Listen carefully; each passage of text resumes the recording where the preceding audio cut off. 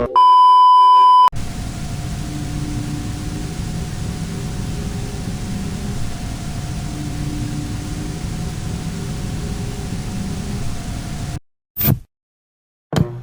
just about to be discharged from the hospital. Broken arm, broken clavicle, 19 stitches in my scalp, and all kinds of fun little cuts where they dug glass shards out of me. Also my Civic is totaled. I've been driving for Uber in the LA area for almost 6 months now. Believe me when I say I've got plenty of stories already, but this one takes the cake and then some. My cousin is a screenwriter and he couldn't come up with some shit like this. And not just because all he writes are low-budget Christmas movies about business girls who go back to their hometowns to fall in love with a guy in a pea coat. Honestly, I'm still trying to figure out what even happened to me. 2 nights ago I was cruising around in the Culver City area after dropping off a passenger. It was about 1:45 a.m. and I was ready to quit and go home, but another ride popped up over in Palms, which was close. There was no destination entered, which maybe should have been a red flag. But I took it anyway. I started heading over there and almost got T-boned by a string of cop cars that blasted through a red light going 90 to somewhere. A couple streets over I crossed paths with an ambulance. I didn't think anything of it at the time, but when I got to my destination, some empty side street in Palms, and rolled down my window, it hit me just how many sirens I could hear. Way more than usual. And choppers too. There's always a few of those fuckers buzzing around, but this seemed extra. I figured there must be some kind of high-speed pursuit, or manhunt, or shooting, or something. I sat there parked at the curb for a while, waiting for this dude to come down from his apartment. The app said his name was Eric, and Eric was taking his sweet time. He lived in one of those old complexes, former military housing that was probably slapped together in the 40s and was now owned by some LA slumlord who charged his tenants $2,500 per month for a little one-bedroom unit.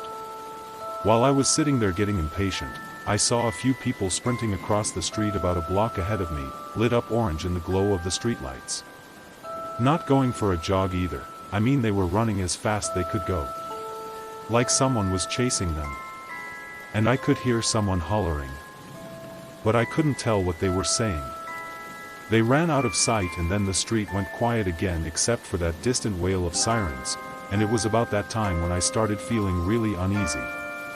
Something in the air felt off and suddenly the hair on my arms was standing up on end. My attention was fully fixed on that eerie, empty street ahead, so Eric scared the holy shit out of me when he yanked open my back door and said, "Are you Wes?" I told him I was, and he piled into the back seat and slammed the door shut. Immediately I could tell something was wrong. He was huffing and puffing like he'd just been running, covered in sweat, but most importantly he had a blood-soaked t-shirt balled up against his neck. "Take me to the nearest hospital," he said. Then he reached over and hit the lock button on the door. Which was a weird thing to do. I was like, "Dude, you don't look so good," and he goes, "No kidding. That's why I need to get to a hospital." I really didn't want to deal with this, so I said, "Hey, man, maybe we'd better call you an ambulance." "No, I can't afford an ambulance." "Just go, okay? Hurry up. I'm bleeding here." The thing was, I don't think he had even looked at me once during this exchange because he was too busy looking back at the dark windows of that looming apartment complex. My heart was starting to beat a little faster, but I went ahead and found the nearest hospital on my Maps app. It was about 7 minutes away, maybe less if we hopped on the 10 freeway for a short stretch, which I intended to do. "Come on, let's go," he said, and I could hear fear in his voice. I hit the gas and took off. I watched him in the mirror as he craned his head all the way around to look out the back window at the big dark brick of his apartment complex falling away behind us. Only when it was fully out of sight did he turn forward. I took a few turns, heading for the nearest freeway on-ramp, and for a while we both stayed silent. I could hear him wheezing in the back seat. Every breath seemed labored. I caught glimpses of his face in the passing lights. His skin looked pale and sweat was beaded up on his forehead. He looked scared. And sick. I suddenly wished I'd had another face mask. I usually wore them while driving so passengers didn't give me COVID all the time, especially since I was still struggling after my last infection, but the strap had broken on my mask earlier that day. We hit a stop light. Nobody else was at the intersection, and we sat there waiting for nothing. I considered running it, but then a police chopper banked low overhead and I thought better of it, so. What happened? I asked. I caught his glance in the mirror. He looked like he had just remembered I was in the car with him. He spoke with a pained, sluggish intonation, barely moving his jaw to form the words, "Someone attacked me." "Oh, shit. Who?" "My neighbor." I woke up because I thought I heard something in my apartment. Got up and found the dude standing in my living room, completely naked. "What? Are you serious?" The light turned green and I took off again. Eric didn't elaborate for a moment. But then I think he felt my eyes on him in the mirror. He was bleeding too. Honestly, I knew this guy was a bubble off when I moved into the place, but it wasn't a big deal because he kept to himself. But not tonight. No, tonight he decided to break into my place and flap his weird little peener around in the middle of my living room. We hit a stop light. Nobody else was at the intersection, and we sat there waiting for nothing. I considered running it, but then a police chopper banked low overhead and I thought better of it, so. What happened? I asked. I caught his glance in the mirror. He looked like he had just remembered I was in the car with him. He spoke with a pained, sluggish intonation, barely moving his jaw to form the words, "Someone attacked me." "Oh, shit. Who?" "My neighbor." I woke up because I thought I heard something in my apartment. Got up and found the dude standing in my living room, completely naked. "What? Are you serious?" The light turned green and I took off again. Eric didn't elaborate for a moment. But then I think he felt my eyes on him in the mirror. He was bleeding too. Honestly, I knew this guy was a bubble off when I moved into the place, but it wasn't a big deal because he kept to himself. But not tonight. No, tonight he decided to break into my place and flap his weird little peener around in the middle of my living room. I was already rationalizing that a man crouched on top of a streetlight like a vulture was a completely idiotic notion and that I must be mistaken, when the thing moved, and I could clearly make out the shape of a stooped head and arms and most alarmingly, eyes. 2 pinpricks of reflected light, like the retinas of a wild animal. I felt the bottom drop out of my stomach. Go. Go now. Go. I jumped at the sound of Eric's panicked voice behind me, and without thinking I hit the gas. We shot off down the street, and although I tried to pick out the figure on the streetlight in my mirror, it was immediately obscured by a tangle of jacaranda branches. What was that? I asked. Hearing the fearful strain in my own voice made my heart pump even faster. But Eric didn't respond. Instead he was writhing around on my back seat, moaning softly. I took another turn and spotted a sign for the freeway on-ramp ahead. Eric's movements were becoming spastic. I felt him thump against the backrest of my seat. More pained moaning. Christ, this dude's totally gonna give up the ghost in the back of my car. Hey man, just hang on. We're almost there. Keep pressure on it and... Just keep pressure on it. A tortured cry and a scuffling sound from the back seat, then abrupt silence. I glanced in my mirror again to see Eric's shape in silhouette. He was sitting bolt upright now, still as a statue. I was taken aback by the abrupt change in behavior. I could hear him take a deep inhale through his nose, like someone meditating. Then he spoke, "Oh, negative." His voice was totally calm now. Calm and low. It sent a chill up my spine. I hit the on-ramp and we started the short climb to the elevated freeway, putting on speed. I instantly regretted it because I couldn't pull over as easily on the freeway if I needed to. Sorry. What? I said, "You're O negative. Universal donor." What? He was right. I was O negative, but how in the James Randi fuck could he possibly know that? I've lost a lot of blood. I could use some O negative right about now, he said, and his voice was all thick and croaking like he was some pervert trying to talk me out of my clothes. "Dude, you're freaking me out," I said, and then this piece of shit giggled.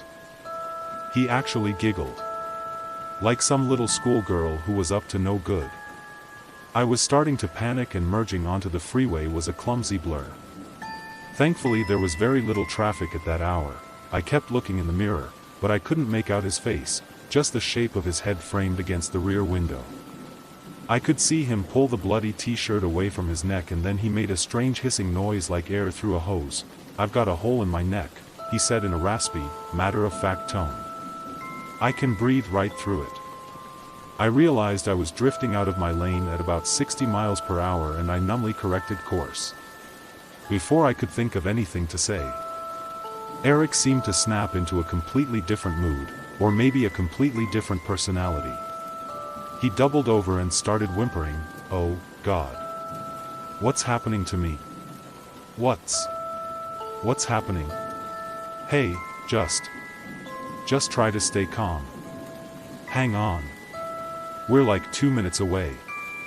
I said, "Oh, God, it hurts. It burns." He kept whimpering and moaning, twisting and writhing in shadow behind me, his knees thumping the back of my seat like that awful little kid who has sat behind me on every flight I've ever taken. Suddenly he sat up straight again with a strange animal huff. Dead silence. I tried to glance over my shoulder, but I had to keep my eyes on the road to navigate a curve in the freeway as it ramped up into an arching overpass. "Why, you good?" I asked lamely. No response, just the sound of, well, I guess air wheezing through that hole in his throat. I put on speed, quickly passing a couple of slower moving cars. "The exit, it's coming right up," I said, as much to myself as to Eric. Then he spoke again. And not in a way that I liked. "I'm gonna kill you, but you're not gonna die." His voice was grating and filled with a malice that made my skin crawl and my throat tighten. Hey, man, just take it easy. "There's no problem here," I stammered. "I'm gonna drink the life right out of you." "Oh, negative." My heart hammered in my chest. I willed myself to sit up straighter in my seat, to crimp my face into my best Clint Eastwood scowl. "Look, buddy. I don't want to have to do it, but I was taught Brazilian Jiu-Jitsu by an actual Brazilian, and I can bend you into a pretzel if it comes to it. So let's just stay cool here. And you know what, this ride is officially over. I'm gonna pull over now and you can." I looked up at the mirror again and my heart stopped. The back seat was empty. I grabbed the mirror and tilted it to make sure I wasn't missing anything, but he was just gone. Was this motherfucker lying on my floor now? And that's when I felt his breath on my cheek, cold like a draft from an open freezer door and reeking of some distant rut that I couldn't place. I froze, my hands stone clubs on the steering wheel as he wheezed softly into my ear for one long, agonizing moment. I started to turn my head, inching my eyes over to look, not minding that my Civic was drifting across lanes.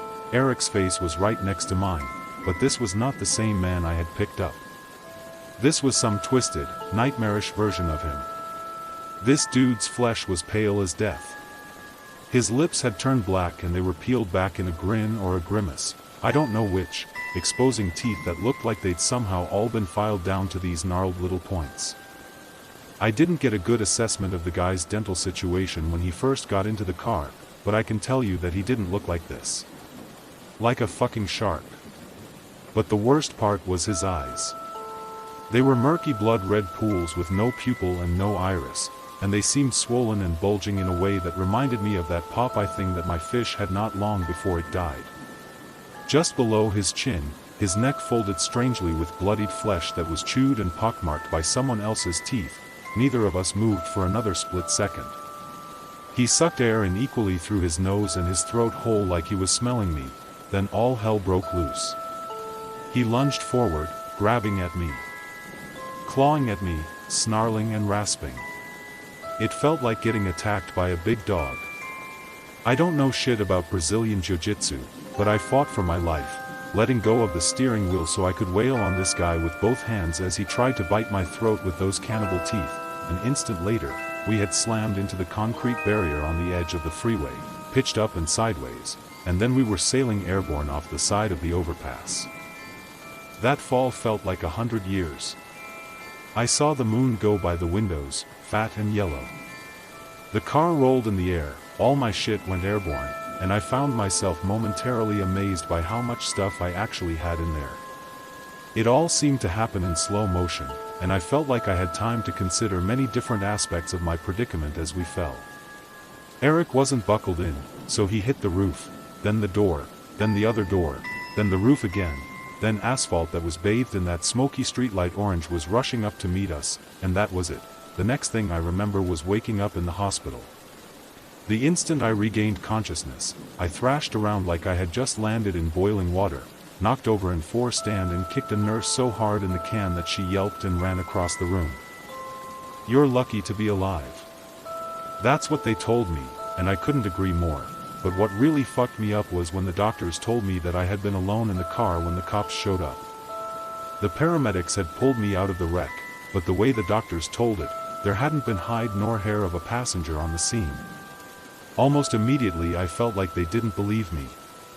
I asked if they'd found the bloody t-shirt Eric had been holding against his neck, but nobody in the hospital knew anything about that. Later on, a characteristically dismissive cop showed up, mostly to judge me for wrecking my car. He didn't have any additional information and he stated flatly that they had found me in a wreck that should have killed me. And that if someone had actually been in the car with me, they had miraculously survived as well and apparently fled the scene. Whatever the case, I guess Eric hadn't taken the time to bite the throat out of my unconscious body while I was dangling upside down from my seatbelt. My mother was notified that I was in the hospital and she jumped on a plane from Texas to come see me. She's supposed to be landing in about an hour. My cousin is my only family member who lives in the area, but he's apparently in Canada right now on the set of Business Girl Goes Back to her hometown for Christmas and falls in love with a guy in a Peacoat 6. No matter. All things considered, my injuries are pretty manageable. Of course there are other issues to contend with now, namely figuring out what the hell just happened. What the hell is currently happening? It's not just this Eric guy who went all demon mode on me in the car. It's everything. All the sirens, the police, the ambulances, the fire trucks, the choppers, the people fleeing across the street, the fucking dude perched on the light pole like a 6-foot owl. As I sit here in my hospital room, there's an electric current of quietly unfolding disaster in the city around me.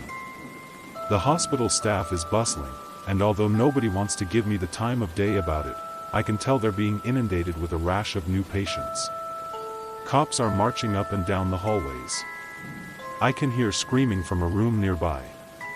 Not 20 minutes ago, a squadron of military choppers just roared by the window on their way to do God knows what. And sure, you could probably explain that all away, but it really comes down to a feeling in my gut. I've used my phone to search online, and I've found some people on social media talking about some weird stuff that's just happened to them. Some of it bears more than a passing resemblance to what I've described here. Talk of ghouls, talk of vampires, talk of some kind of nightmarish supernatural epidemic. Perhaps even more disturbing are the hordes of people who have shown up to tell these folks that they're full of shit. And officially, there's nothing. No articles, no news reports, no government announcements. Nada, zilch. It's like the authorities have committed to telling us nothing and the general public has committed to pretending that everything is fine and normal. But I'll bet my life that something is happening here, something big. Something hellish, and it's going to come boiling out into the open very soon. It's already in the air. I've never felt more sure of anything. If you're in Los Angeles, tell me with a straight face that you're not feeling this too.